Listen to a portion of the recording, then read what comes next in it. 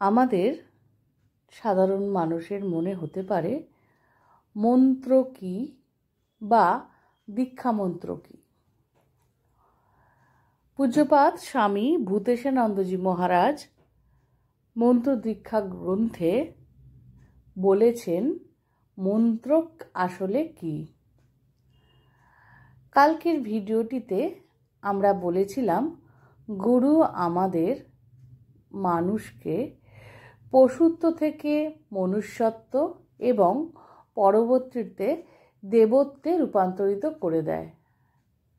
আমাদের অর্থাৎ মনুষ্য জীবনকে ঠিক সেইভাবেই পূজ্যপাদ স্বামী ভূতেশানন্দজি বলছেন মন্ত্র কি।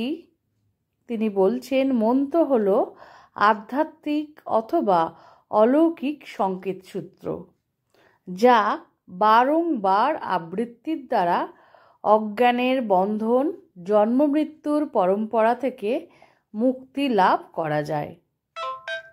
এই হলো মন্ত্র দীক্ষা গ্রহণের উদ্দেশ্য, অর্থাৎ মুক্তি লাভ করাই ভগবানের পাদপদ্মে আমাদের পৌঁছানোই মূল উদ্দেশ্য।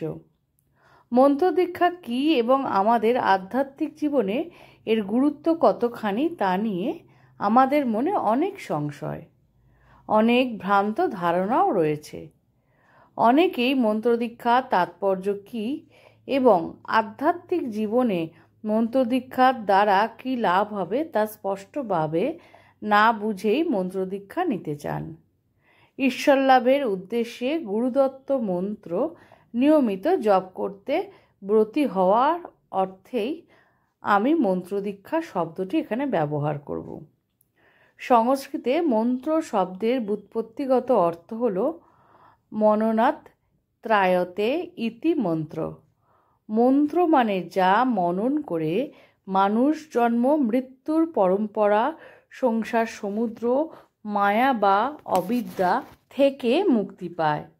আর দীক্ষা হলো গুরুর নির্দিষ্ট পন্থা অনুসরণ করে এই মন্ত্র জপ করা, অর্থাৎ গুরুই আমাদের শিখিয়ে দেন কিভাবে ওই মন্ত্র জপের মাধ্যমে আমরা নিজেদেরকে কতখানি মুক্তি লাভের উদ্দেশ্যে আরও একটু অগ্রসর করতে পারি।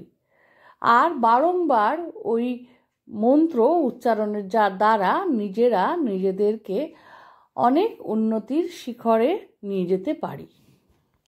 আশা করি এই ছোট্ট ভিডিওর মাধ্যমে মহারাজজির মন্ত্র কি তা আমরা বুঝতে পারলাম।